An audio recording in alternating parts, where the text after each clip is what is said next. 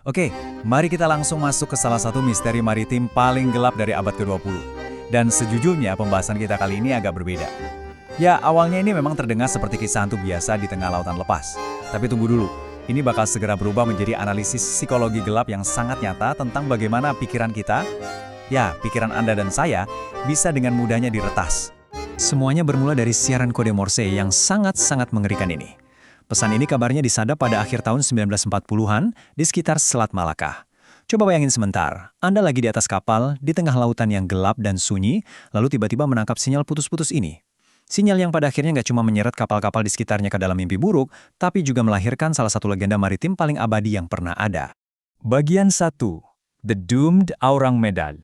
Ceritanya begini. Ada kapal dagang Amerika bernama Silver Star yang melacak asal sinyal tersebut, dan mereka langsung bergegas buat menolong kapal kargo Belanda yang lagi terombang-ambing ini. Tapi, waktu tim penyelamat naik ke atas dek, wow, mereka disambut sama pemandangan yang sama sekali nggak masuk akal. Seluruh kru tewas, semuanya. Tapi nggak ada setetes darah pun, nggak ada tanda-tanda perkelahian. Wajah mereka membeku dalam ketakutan yang luar biasa, mata melotot ke arah matahari, mulut mengangah, dan tangan mereka kaku seolah-olah lagi menangkis sesuatu yang nggak kasat mata. Bahkan, anjing kapal pun mati membeku pas lagi menggonggong. Pertanyaannya gimana ini bisa terjadi padahal kapalnya sendiri sama sekali nggak lecet? Bagian 2. Anatomy of Absolute Terror. Oke, buat paham gimana ceritanya sekelompok kru bisa mati ketakutan di ruang tertutup tanpa luka fisik, kita harus ngomongin patofisiologi kepanikan. Ada konsep yang namanya autonomic storm atau badai otonom. Jadi ketika amigdala di otak kita, semacam alarm ancaman di kepala kita, terjebak dalam rasa takut yang benar-benar mentok dan gak bisa dihindari, sistem kardiovaskular kita bisa hancur total. Otak secara paksa menyalakan sistem saraf simpatik dan parasimpatik secara bersamaan.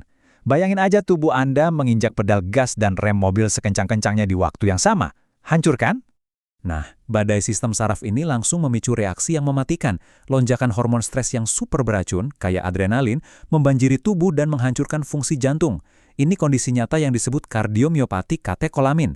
Efek dominonya terjadi nekrosis pita kontraksi, di mana serat otot jantung itu berkontraksi sangat berlebihan sampai-sampai jaringannya mati seketika.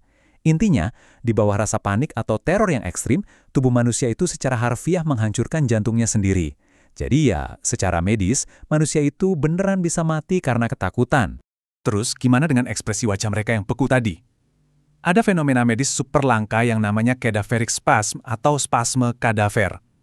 Beda banget sama rigor mortis biasa yang butuh waktu beberapa jam buat bikin kaku.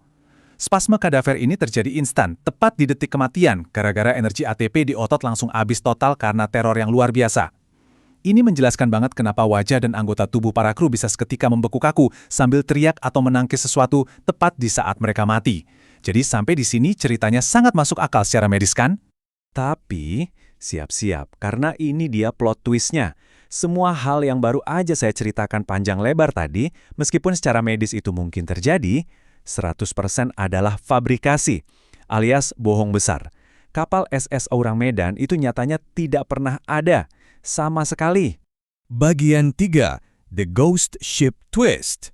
Fakta bahwa kita baru aja ngebedah teori medis canggih buat menjelaskan peristiwa fiktif itu ngebuktiin seberapa kuat kebohongan ini. Hantu sebenarnya dari legenda ini ya kapalnya itu sendiri, yang sama sekali nggak ada di catatan maritim manapun.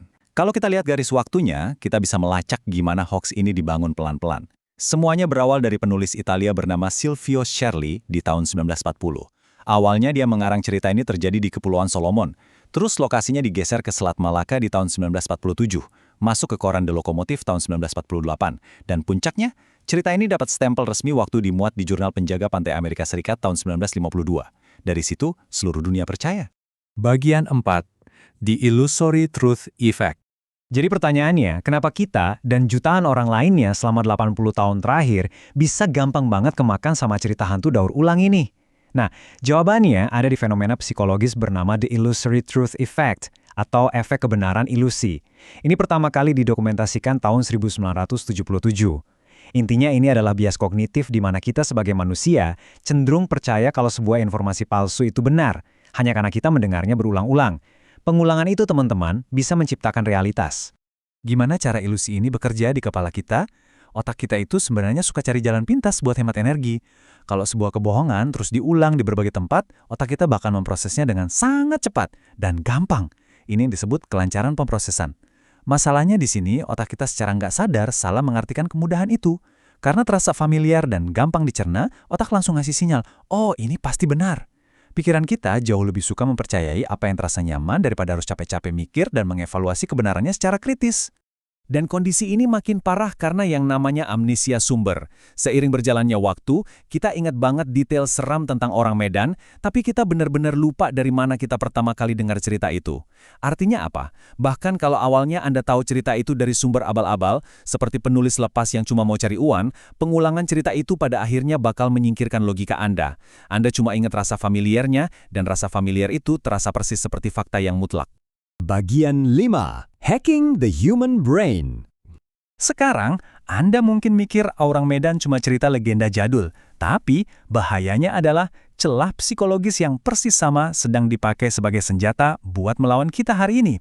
Aktor jahat, penyebar hoax, dan algoritma media sosial yang bikin ruang gema, mereka semua terus-menerus mengulang misinformasi. Mereka secara harfiah meretas kelancaran pemrosesan otak kita.